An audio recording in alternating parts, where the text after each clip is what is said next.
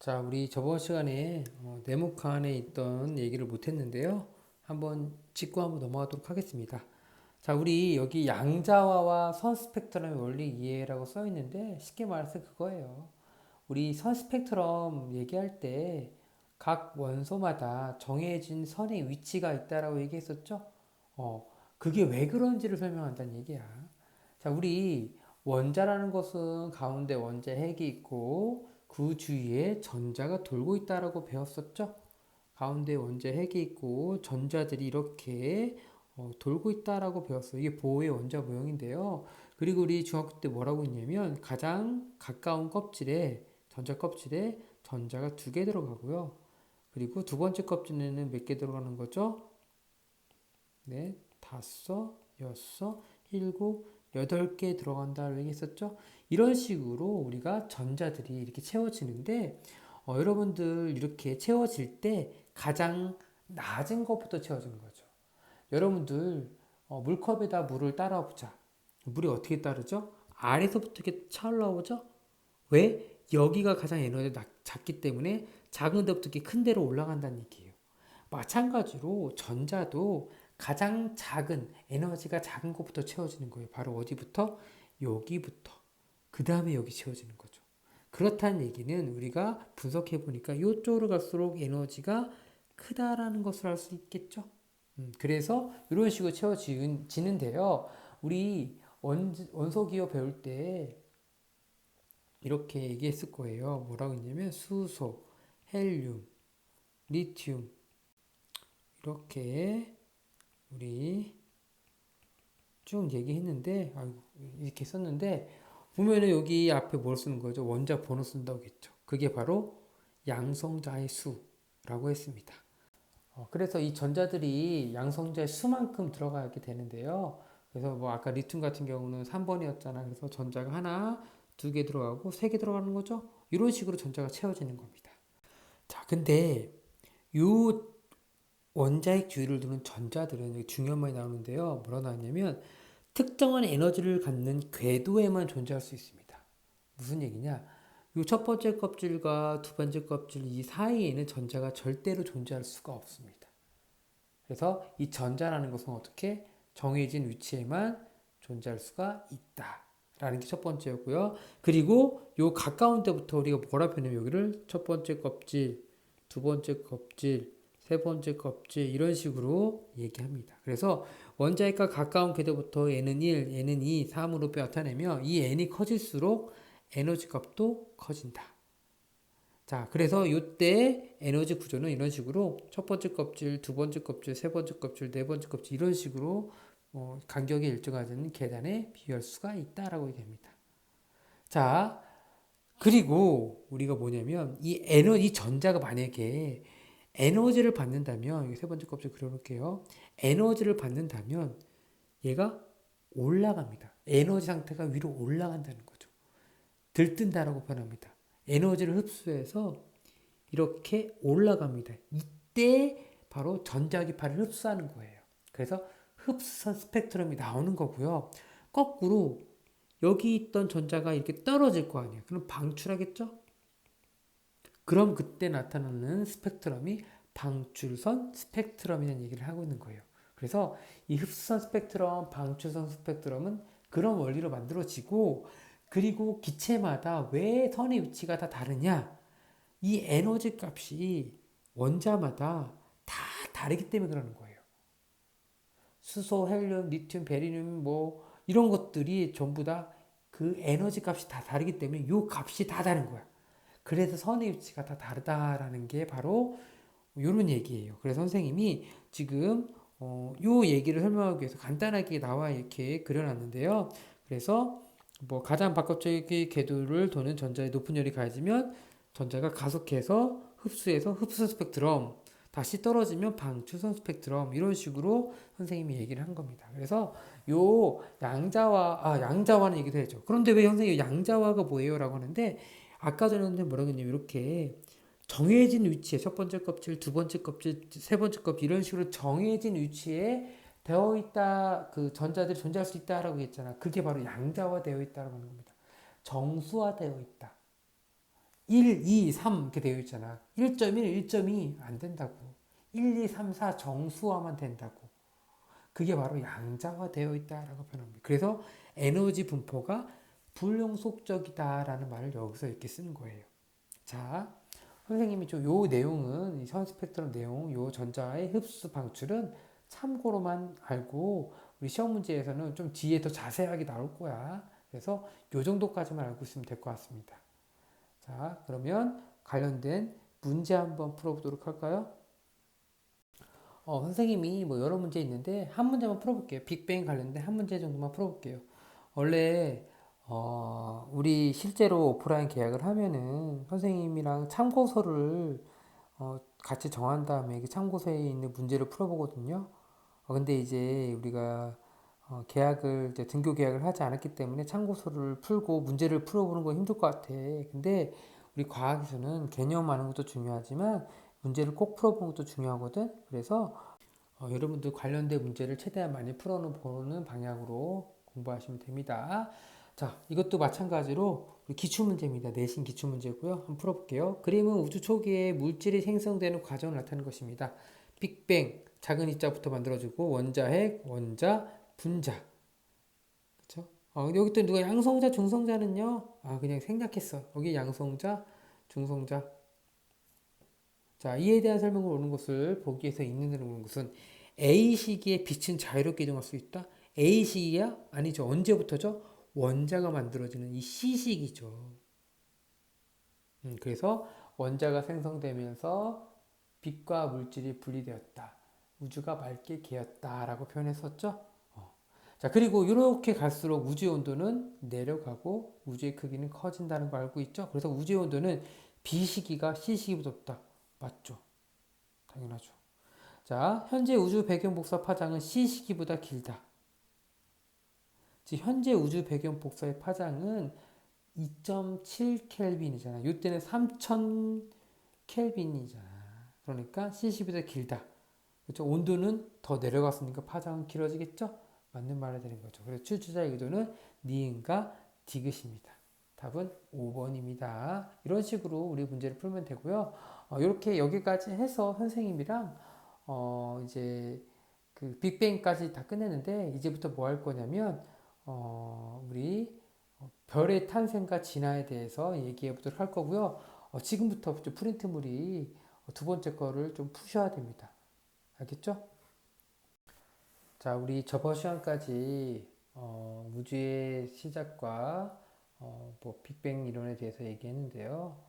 그 자세한 내용들 복습은 선생님이 우리 과제로 내줬던 마인드맵 기억하죠? 그거 필요하시면 그거 다시 한번 보시는 게 좋을 것 같아요. 선생님 또 그걸 다시 반복해서 하는 건 시간이 좀 많이 부족할 테니까 바로 그거에 이어서 우리 진도를 나가도록 하겠습니다. 자, 우리 이제는 뭐 할 거냐면 별의 탄생과 진화에 대해서 얘기할 거예요.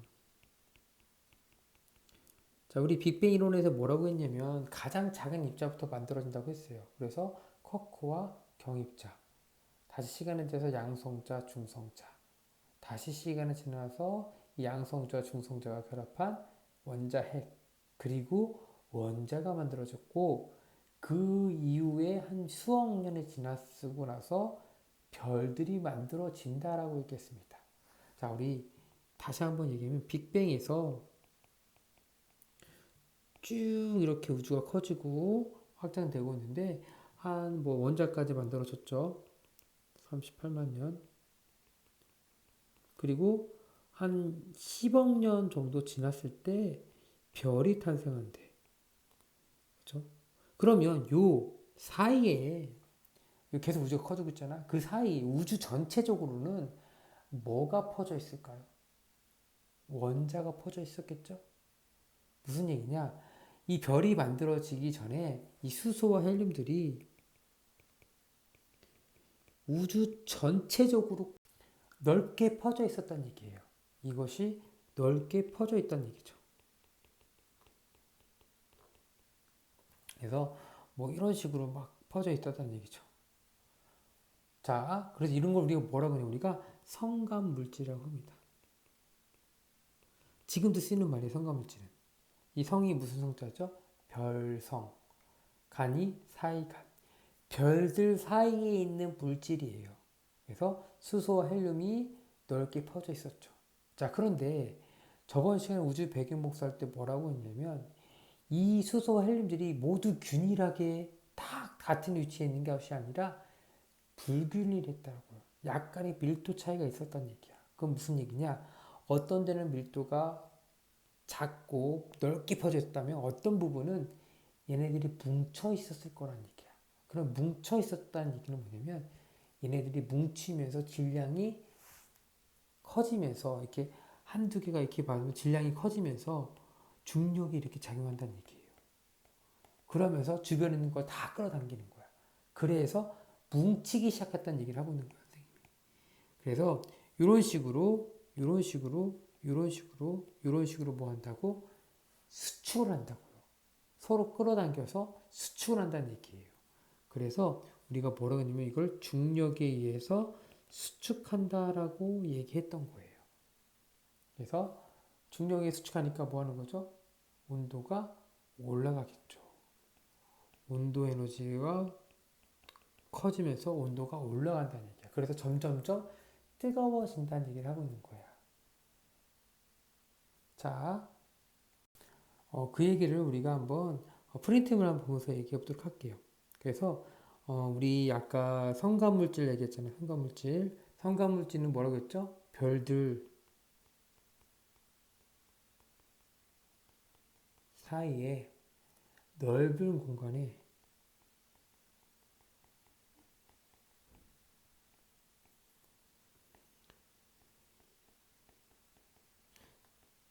희박하게 존재하는 성질. 여기서 희박하다는 의미는 뭐냐면 지금 현재 상태를 얘기하는 거야. 아마 우주 초창기에는 희박한 게 아니라 지금보다 훨씬 더 밀도가 컸을 거야. 그래서 이 성간물질이라는 용어 자체가 현재도 쓰이고 있기 때문에 여기 희박이라고 표현한 겁니다. 그래서 이때 99%의 기체와 뭐 1%의 뭐 티끌로 이루어져 있대요. 뭐 외울 필요는 없고요. 티끌, 티끌이죠. 티끌로 이루어져 있다. 자, 그래서 성간물질 내에 밀도가 큰 부분을 이제 뭐냐면 이 우주 공간에서 성간물질이 이렇게 있는데 그 중에서 밀도가 큰 부분을 이제 뭐라고 그러냐면 성운이라고 합니다. 성운. 마치 구름처럼 보이는 데서 성운이라고 합니다. 그래서 이 성운이라고 이때 별은 온도가 낮은 성운에서 이럽니다. 왜 낮은 성운이냐? 만약에 온도가 너무 높으면 기체 에너지에 의해서 멀리 퍼져나가려고 한단 말이야. 그래서 온도가 낮은 성운에서 별이 탄생합니다. 여기 밑에 나와있죠? 온도가 높으면 기체의 운동 에너지가 높아져서 즉 속도가 빨라져서 뭉치기 어렵기 때문에 온도가 낮은 성운에서 만들어집니다. 자, 그래서 아까 선생님이 여기 위에서 얘기했던 것처럼 이렇게 성간 물질 되어 있었잖아. 그래서 요거 중에서 뭐 성운에서 이렇게 됐겠죠. 이렇게도 표현해도 됩니다.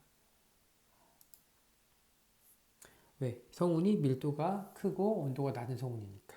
자, 그래서 얘네들이 이 수소와 헬륨들이 점점점 이렇게 뭉치면서 크게 커져가면서 온도가 뜨거워지기 시작할 겁니다.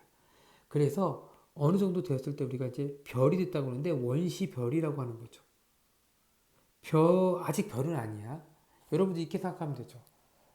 이게 정확히 맞는 표현인지 모르겠지만 예를 든 것 뿐이야. 우리 원시인은 사람이라고 그래? 아니면 사람이 아니라고 해? 사람은 아니죠. 그렇죠? 사람이 되기 전이죠. 진화론에서 그렇죠? 마찬가지야. 원시별도 별은 아직 아니야. 하지만 별이 될 거야. 그런 뜻이야. 그래서 원시별이 됩니다. 그래서 이때의 온도가 얼마냐면 중심부에서는 3000 켈빈 정도 됩니다. 그리고 표면 온도는 한 1000 켈빈 정도 된다고 합니다. 아직 별은 아닙니다. 우리가 별이라고 하는 것은 뭐냐면 이렇게 생각하면 돼요. 단순히 뜨겁다고 해서 빛이 나오는 게 아니라 에너지를 생산해야 되는 거야. 다른 의미야 이거는. 우리 난로에 불 쬐고 있잖아. 그럼 별이라고 불러? 아니거든. 빛이 나오긴 하지만 그건 별이라고 부르지 않아. 우리가 말하는 별이라고 할 정도면 에너지를 생산해서 진짜 그거보다 훨씬 더 많은 빛이 나와야 돼. 더 쉽게 말하면 좀 이따 배우겠지만 핵융합을 해야 된다는 얘기야. 근데 핵융합이 되려면 온도가 매우 뜨거워야 되거든. 근데 얘는 온도가 3000켈빈밖에 안 되기 때문에 아직 별이 된 건 아니야. 그래서 원시별이라고 부르는 겁니다. 자, 이 원시별이 점점점 계속 뭐 하는 거야? 계속 입자들을 끌어와요. 그럼 점점점 뜨거워지겠죠. 그러다가 내가 원하는 온도가 되면은 얘가 그때부터 에너지를 생산한다는 얘기예요. 그래서 이때의 별을 뭐라 우리가 주계열성이라고 부릅니다. 주로 이러한 계열의 별이란 뜻이에요. 그래서 밤하늘을 봤을 때 대부분의 별들이 이 주계열성이란 뜻이에요. 그래서 이때 우리가 된 별이라고 부르는데 이때 특징들이 있겠죠. 그래서 핵융합을 합니다. 핵융합. 핵융합을 합니다. 무슨 핵융합하냐? 수소 핵융합을 합니다. 융합이라는 것은 뭉쳐진다는 얘기죠. 즉, 이 수소가 헬륨으로 바뀌는 핵융합이 일어난다는 뜻이에요. 그래서 뭐 4개의 수소가 모여서 하나의 헬륨으로 바뀝니다. 그러면서 에너지가 나온다는 거죠. 첫 번째 주기였어. 그러면서 이렇게 되는데 이때 되게 중요한 게 뭐냐면 질량이 줄어들어요. 질량 결손이 일어난다는 얘기죠. 그러면서 이 질량이 줄어든 만큼이 바로 뭘로 바뀌냐? 에너지로 바뀐다는 얘기예요. 이게 주계열성 첫 번째 바로 뭐라고? 수소 핵융합. 그러면 아까 내가 뭐라고 했냐면 선생님이 온도가 뜨거워져야지만 핵융합이 일어난다고 했죠. 그래서 이 핵융합에 대해서 간단하게만 얘기해 볼게요. 핵융합은 여러 핵융합인데 가장 기본적인 게 바로 수소 핵융합이에요. 자, 수소가 헬륨으로 바뀌는 핵융합을 바로 수소 핵융합을 하는 거죠. 근데 이 수소 핵융합의 온도가 얼마냐면 최소한 1000만 켈빈 이상 돼야지만 수소 핵융합을 한다는 얘기야. 우리 가장 가까운 별 뭐죠? 태양이죠. 태양도 지금 주계열성이라 부릅니다. 그러면 태양도 뭐가 일어나고 있다는 거죠? 핵융합이 일어났다는 거예요. 그래서 이 태양도 이 태양 중심부에서 온도가 1000만 켈빈 이상 돼요. 정확히 태양 같은 경우는 1500만 켈빈 정도 된다고 합니다. 그래서 수소가 헬륨으로 바뀌면서 에너지가 나오는 거야. 빛이 나오는 거야. 그래서 그 빛이 사방으로 퍼져나가는 것 중에 일부가 우리 지구로 오는 거죠. 근데 그 태양 에너지를 뭐 하는 거죠? 광합성이나 우리 지구에 있는 많은 에너지를 사용하고 있는 거죠. 얼마나 많은 에너지가 나오는 거예요.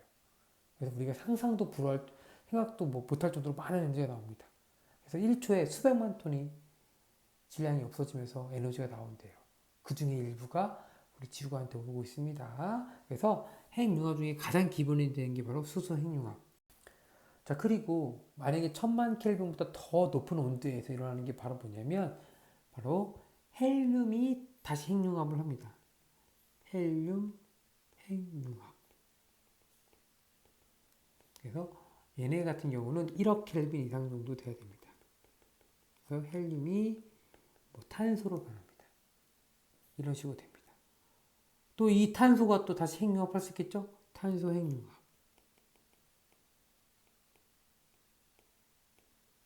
탄소가 뭐 산소를 만들기도 하고 뭐 네온도 만들기도 하고 마그네슘 만들기도 합니다. 그리고 이 탄소 핵융합이 일어나는 온도가 얼마냐면 8억 켈빈 이상입니다. 이런 식으로 온도가 높아짐에 따라서 원자 번호가 큰 원자들이 만들어지는 거야. 근데 언제까지 무한대로 만들어지는 않겠죠, 당연히.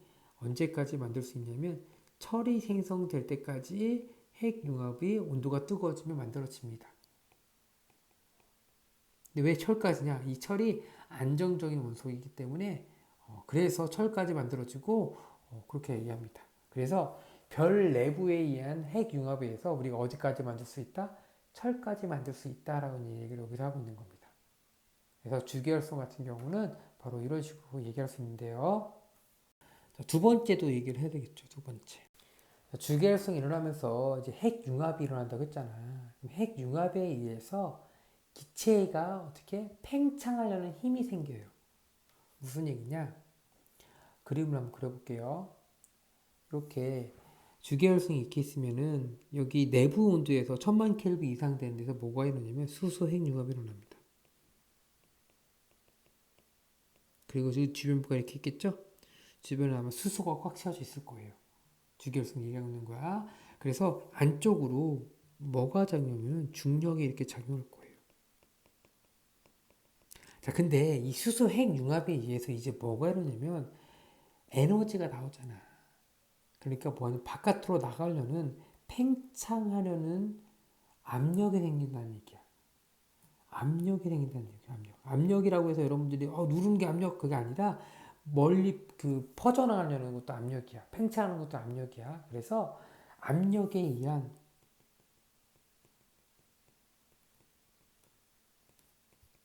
팽창이 일어난다는 얘기야. 그리고 이 중력에 의한 수축이 같다는 얘기야. 그래서 이 주계열성이 되면은 평형을 이룬다고 합니다. 두 번째, 뭐가 있냐? 정역학 평형을 이룬다라고 합니다. 선생님이 이거 다음 시간에 다시 복습을 해줄 거야. 복습할 때 다시 한번 정리를 깨끗이 할게요. 지금 한번 설명하려고 하다 보니까 뒤죽박죽 되어 있거든. 그래도 한번 듣고 다음 시간에 선생님이 다시 정리할 때 그때 적으시면 돼요. 알았죠? 이 모든 내용들은 사실은 마인드맵에 선생님이 이미 다 설명을 했는데 조금 더 선생님이 디테일하게 설명하려고 지금 얘기하고 있는 거예요. 자, 이런 것들을 뭐란다 우리가 정역학 평형이라고 한다. 압력에 의한 팽창과 중력의 수축이 크기가 같기 때문에 우리가 이 주계열성이 크게 일정하게 유지가 된다는 얘기죠. 그래서 우리 태양 같은 거 모르면 태양 같은 거 예를 들면 돼요. 태양의 크기가 갑자기 커지고 있어? 아니면 작아지고 있어? 그냥 일정하잖아. 그치? 뭐, 하룻밤에 일어나면, 좀 커졌네? 한 일주일 지나면 더 커졌네? 아니죠. 지금 그 상태를 유지하고 있습니다. 얼마간? 앞으로 한 50억 년 이상 그 상태를 유지할 거야. 그러니까, 뭐, 걱정할 필요는 없습니다. 태양이 갑자기 없어지는 거 아니야? 다 태워버리는 거 어떻게? 수백만 톤씩 없어진다며. 1초에 수소가. 그러면 좀 지나면 수소 다 없어가지고 못하는 거 아니야? 어떡하지? 걱정할 필요 없다고요. 엄청 무진장 태양의 질량 크고 그렇기 때문에 앞으로 50억 년은 충분히 태울 수 있습니다. 알았죠? 자, 그리고 이 주계열성 같은 경우는 아까 주로 이러한 계열의 별이라며 왜 이러냐면 별의 일생 중에서 대부분을 차지합니다. 뭐 별의 나이를 100살이라고 했을 때 한 80살, 90살 이상을 다 주계열성으로 보낸다는 얘기예요. 그래서 밤하늘에 보이는 별 대부분이 주계열성이라는 얘기죠. 왜? 지금 별의 일성이 대부분 차지하고 있기 때문에 그렇게 보이거든. 주계열성이거든. 알았죠? 또한 네 번째, 이 얘기도 해야죠. 지금 우리 태양의 나이가 수명이 얼마 정도라고 하냐면 한 100억 년 정도 된다고 합니다. 100억 년 동안 태울 수 있대요. 현재 지구 태양의 나이는 50억 년이거든. 그러니까 앞으로 50억 년 더 태울 수 있어. 근데 태양 같은 경우는 수명이 되게 긴 편이야. 왜? 태양은 질량이 작은 편이거든. 하지만 만약에 태양보다 질량이 훨씬 더 크다면 별의 수명은 훨씬 더 짧아질 거예요. 왜? 어떤 사람이, 어떤 애들이 이렇게 얘기하더라고. 선생님, 그러면 별의 질량이 크다는 얘기는 더 많은 수소를 갖고 있기 때문에 더 오랫동안 태울 수 있는 거 아니에요? 라고 물어보지만 그게 아니야. 별의 질량이 클수록 더 빨리 태우는 거야. 수소를. 더 많이 갖고 있긴 하지만 다른 시간 동안 더 빨리 태우는 거야, 수소를. 그래서 오히려 수명은 짧아집니다. 그래서 질량이 클수록 수명이 짧아집니다. 그래서 우리 지금 선생님이 주계열성까지 이렇게 얘기를 했는데 여기서 프린트물을 보고 여기까지 한번 얘기해 보도록 하겠습니다. 자, 그래서 아까 성운 얘기했었죠? 성운의 밀도가 높고 온도가 낮으면 자체 중력에 의해 수축하여 이 입자들이 중심에 모이면서 크기는 줄어들고 밀도 온도가 어떻게 되죠? 커지겠죠. 그러면서 성울이 점점점 뭐 한다고?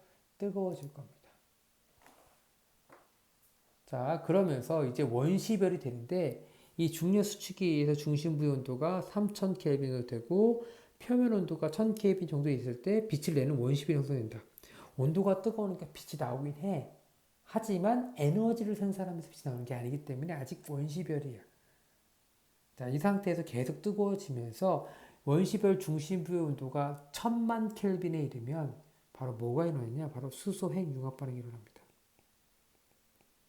그러면서 이때부터 이제 수축이 멈추고 압력에 의해서 기체의 압력이 생기니까 팽창하는 힘이 생기니까 크기가 일정히 유지가 됩니다. 그래서 뭐가 된다? 주계열성이 된다라고 얘기합니다. 그래서 이 원시별의 에너지원은 우리가 중력 수축 에너지죠.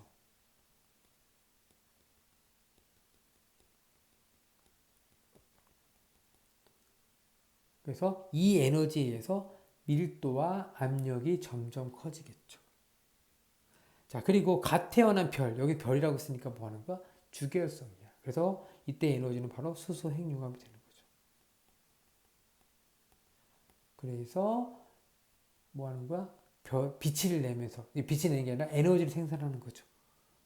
알겠죠? 그래서 이 에너지가 사방으로 퍼져나가면서 별이라고 부르는 겁니다. 자, 주계열성. 그때의 단계를 주계열성이 하는데 이 주계열성의 에너지원은 뭐라고요? 바로 수소 핵융합 에너지라고요. 그래서 중심부에 들어오는 수소가 헬륨으로 변하는 핵융합 에너지를 갖고 있습니다. 그래서 4개의 수소가 하나의 헬륨이 되면서 에너지를 나온다는 거죠. 근데 이때 질량이 감소한다는 거죠. 그래서 4개의 수소의 질량은 4.03인데 헬륨의 질량 4.003이에요. 질량이 줄어들었죠? 요만큼이 바로 에너지로 바뀐다는 얘기예요. 그래서 줄어든 질량은 질량 에너지 등가 원리. 아인슈타인이 얘기한 거거든. 그래서 질량이 곧 에너지고 에너지가 질량이라는 얘기거든. 그래서 E는 mc 제곱에 따라서 많은 양의 에너지를 방출됩니다. 아주 사소한 질량이라도 이 c 제곱이 뭐냐면 빛의 속도의 제곱이야. 빛의 속도 제곱 우리 배웠죠. 3 곱하기 10의 8승 m/s야. 이거의 제곱이래요. 그러니까 1g만 줄어도 엄청나게 많은 에너지가 나오는 거야. 그래서 우리 핵 분열구, 핵 융합 기억하죠? 우리 원자력 발전소에서 우라늄 조금만 뭐야, 질량이 줄어드는데도 엄청나게 많은 에너지가 나오잖아. 이게 속도가 빠르면 원자 폭탄이고 속도가 느리면 발전소야. 그 차이밖에 없어. 자, 여하튼 질량이 에너지다. 라고 그래서 질량이 줄어들면서 많은 양의 에너지가 나온다는 거 나와 있습니다. 자, 수소 핵 융합 에너지에 별 내부의 압력이 높아져 중력 수축을 막는다. 자, 이제 중력 수축만 일어났다가 밖으로 향하는 압력이 생기기 때문에 수축을 멈추고 이 크기가 일정한 유지가 되는 주계열성이 된다는 얘기를 하고 있는 겁니다. 그래서 주계열성은 중력과 내부 압력이 평형을 이루어 크기가 일정하게 유지되는 안정된 상태를 얘기합니다. 그래서 중력에 의해서 중심 방향으로 당겨진 힘이 있고요. 그리고 수소 핵 융합 반응에 의해서 바깥으로 나가는 뭐가 생긴다? 압력이 생긴다. 내부 압력, 기체압이 생긴다. 그래서 이 중력과 이 내부 압력이 같아져서 뭔가 크기가 일정하게 유지가 된다.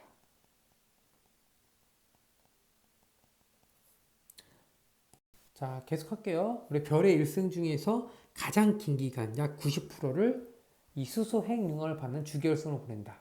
그래서 주로 이러한 계열의 별이라고 해서 주계열성이랍니다. 따라서 관측되는 별의 대부분은 주계열성이 되겠죠. 자, 그리고 또 한 가지. 자, 질량이 큰 별일수록 아까 얘기한 건데 수명이 어떻다고요? 짧다라고요. 그래서 질량이 큰 별은 핵융합 재료를 많이 가지고 있지만 수소 핵융합 반응이 더 빨리 일어나서 더 빨리 소모하는 거야, 에너지를. 그 질량을 더 빨리 소모하는 거야. 그러니까 오히려 수명이 짧다라고 얘기합니다. 자, 여기까지 선생님이 주계열성 얘기를 했는데요. 다음 시간에 선생님 조금 더 간단하게 우리 A4 중에 정리한 것처럼 그렇게 정리를 시작해 볼게요. 오늘 선생님이 좀 빨리 진도로 나가는 마음이 좀 급해서 아까 빅뱅하고 또 이어서 별의 탄생과 진화까지 얘기를 했는데 다음 시간에 이어서 하도록 하겠습니다.